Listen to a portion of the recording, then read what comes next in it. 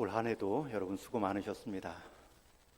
여러 일들이 있었고 그 여러 일들 중에는 또 아픔과 기쁨, 또 슬픔과 감사한 일들도 있었을 것입니다.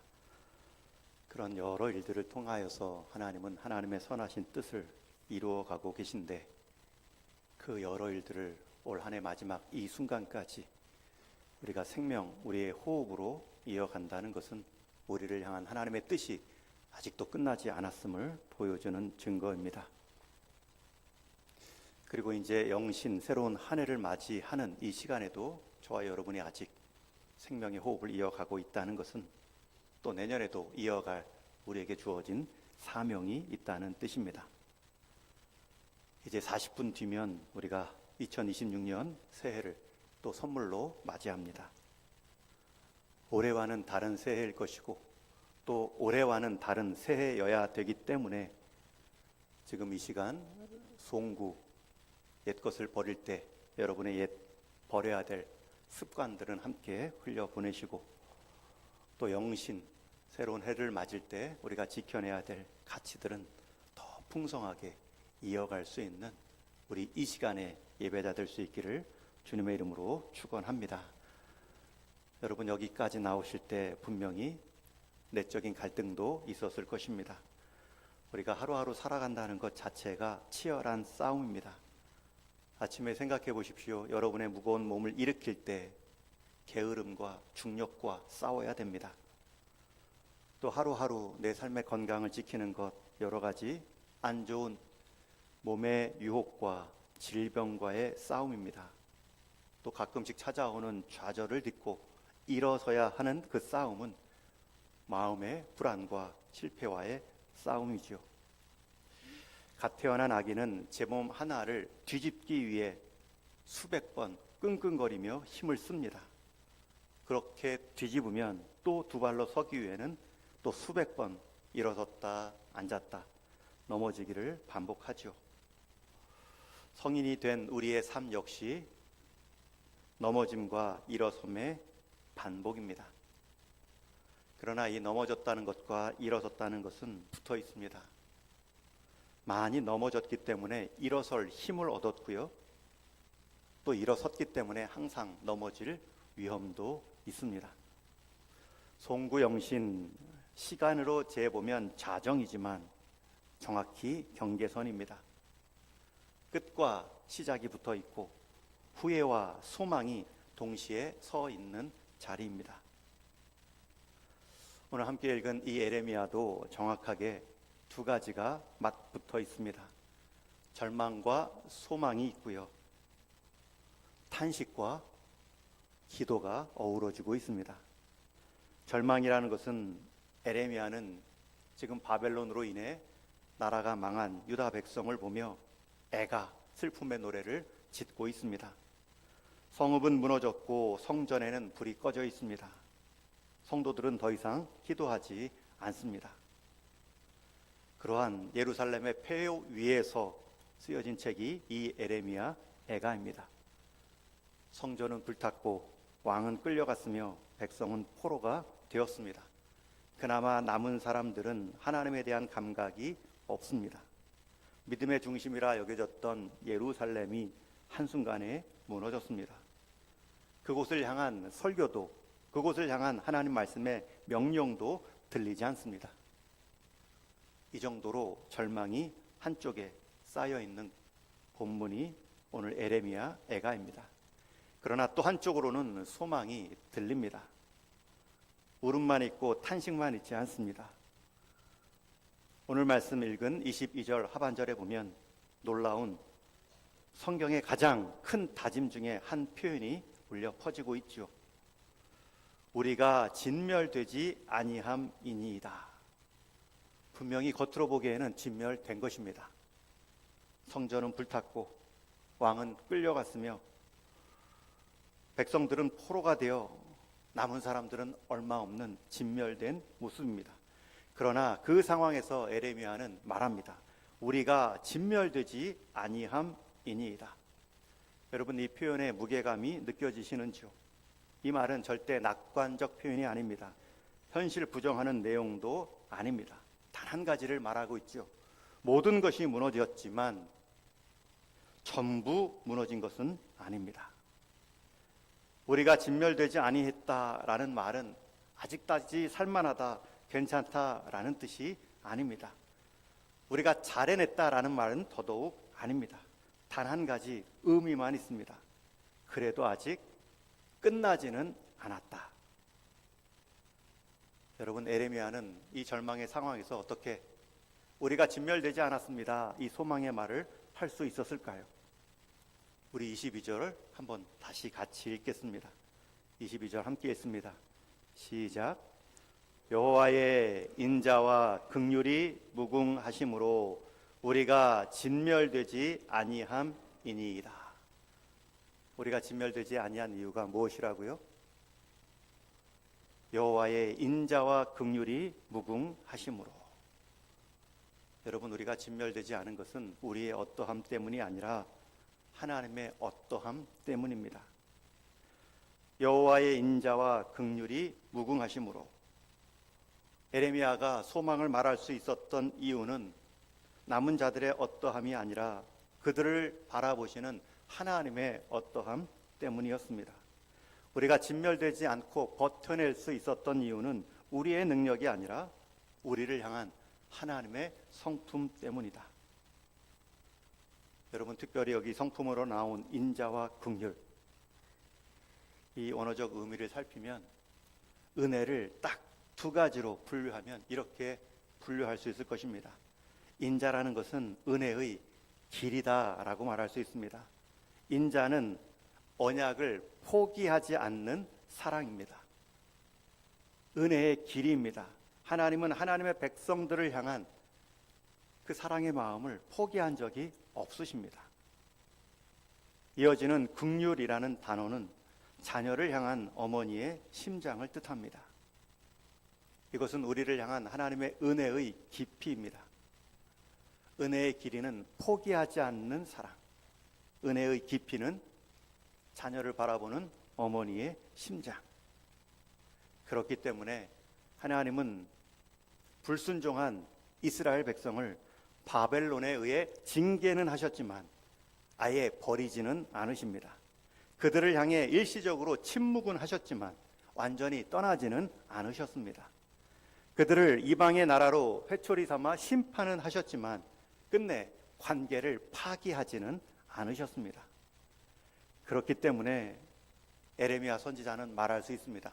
우리가 진멸되지 아니함이니이다. 여러분, 우리가 진멸되지 않을 수 있는 이유는 하나님의 마음이 소진되지 않기 때문입니다. 하나님의 긍휼은 고갈되지 않기 때문입니다. 그래서 성경은 말하지요. 인자와 긍휼이 무궁하심으로. 우리를 향한 그 인자와 긍휼은 끝이 없으므로 우리에게는 아직 기회가 있습니다. 올 한 해 다 무너진 것 같은 상황을 맞이하셨는지요? 올 한 해 다 잃어버린 것 같은 문제를 안고 계신지요? 올 한 해 내 삶에 남은 것이 하나도 없다라고 여겨지는지요?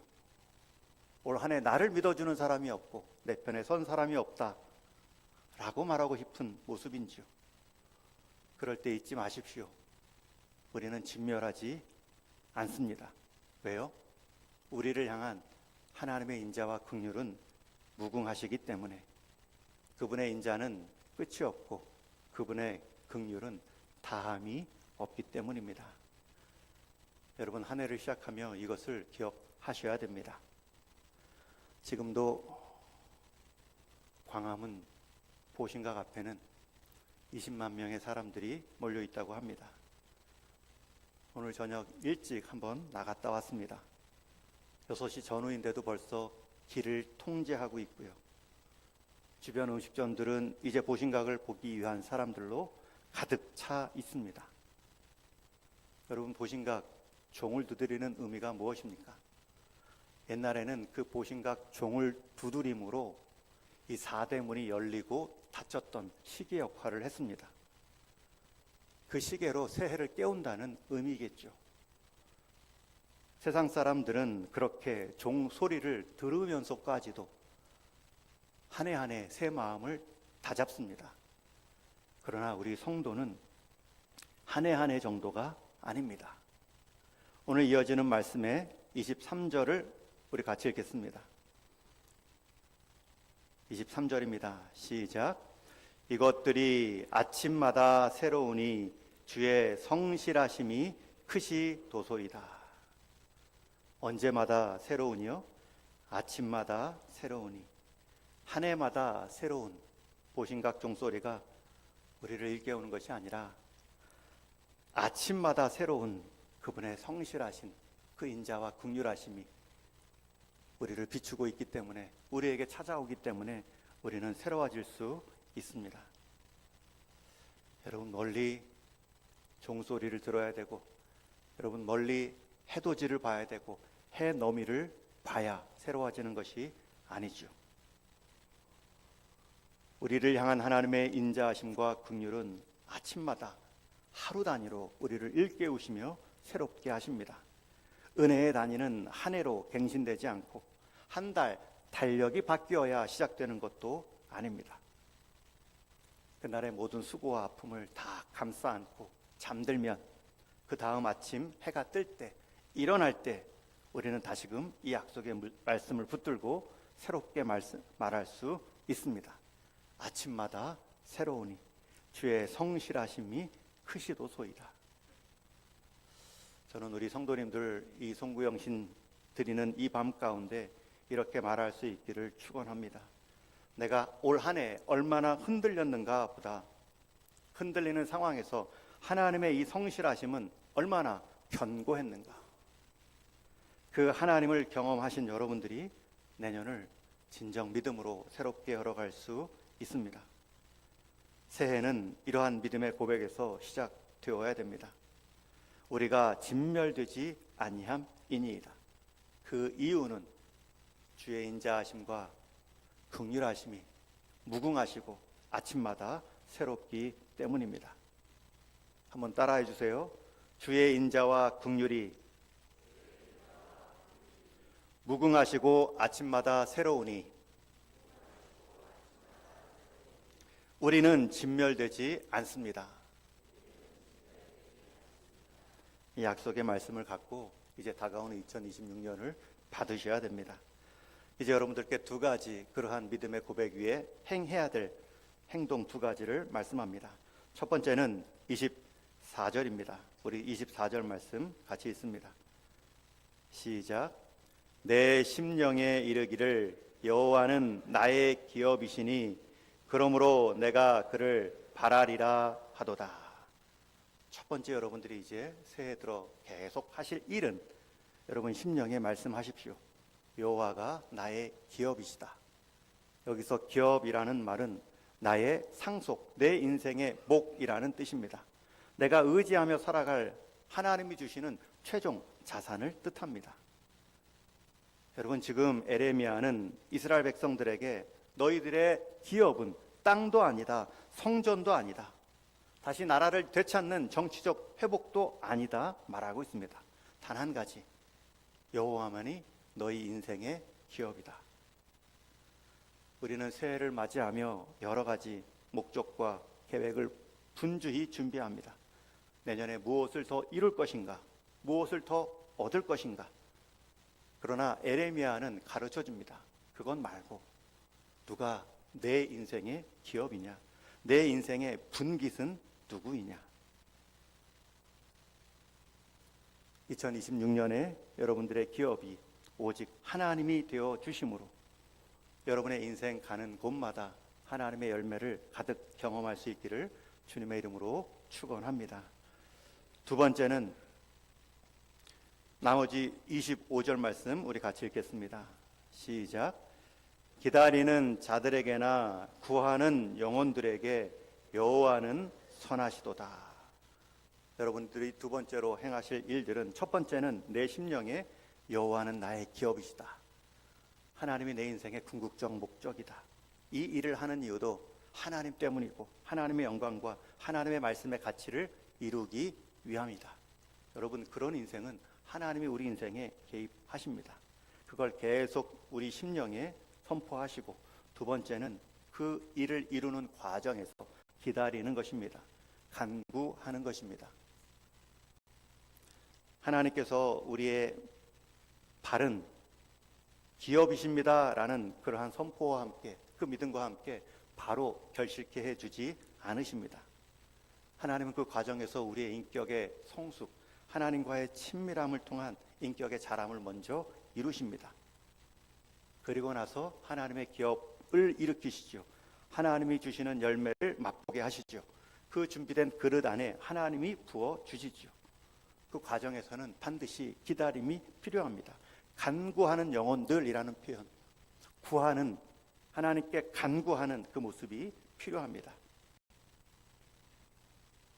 저와 여러분, 이제 내년에 분명히 우리를 통해 일하실 하나님의 뜻이 있는데, 하나님께서 이게 너의 기업이고 이것을 통해 이룰 나의 뜻이야 라고 말하고 있는데, 우리가 다른 조급함으로 인하여서 우리 사람의 열매나 주변 사람이 바라보는 것으로 인해 우리의 목적이 흔들릴 수 없습니다.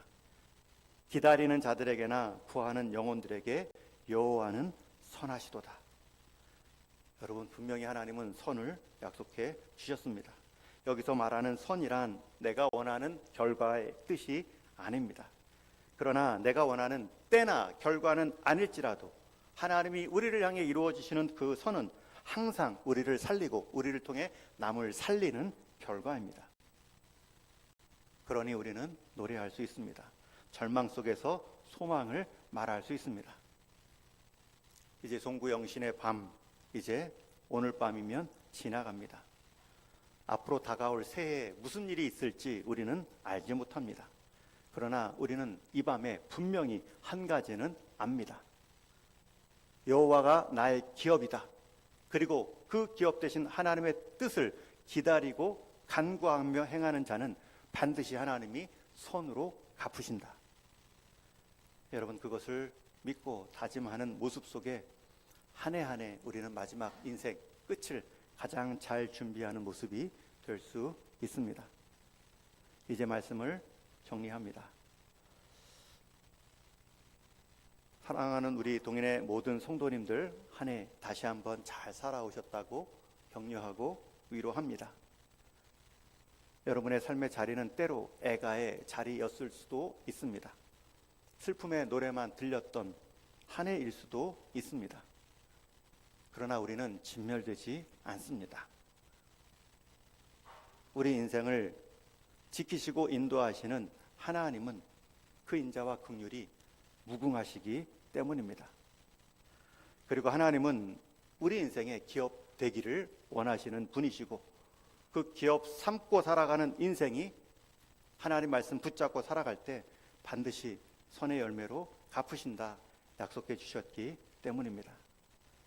다시 한번 하나님을 기업으로 삼는 다짐, 조급함을 내려놓고 하나님의 때를 기다리는 결단, 결과가 아니라 하나님을 신뢰하는 하루 단위의 소망. 여러분, 이것을 지켜나가면 우리 동인 공동체는 어느새 이 땅 가운데 구별되어 우리 하나님께 쓰임받는 믿음의 공동체가 되어 있을 것입니다. 아침마다 새로우니 우리 인자와 긍휼을 맛볼 수 있는 단위는 하루 단위임을 믿고, 여러분, 한 해를 시작하는 이 송구영신 예배가 한 번으로 끝나지 마시고, 여러분 밤에 잠들 때마다 아침마다 새로우니 송구영신이 하루 단위로 이루어짐을 통하여서 내 인생의 방향이 하나님께로 시간이 갈수록 가속화되는 은혜를 누릴 수 있기를 축원합니다. 저와 여러분 다 오늘 밤 이렇게 고백하며 새해를 건너가면 좋겠습니다. 다른 것은 흔들려도 흔들리지 않냐 하는 그 하나님을 우리 인생 기업 삼게 하여 주옵소서. 그 믿음으로 한 해를 마감하시고 새해를 열어가시는 저와 여러분 될 수 있기를 주님의 이름으로 축원합니다.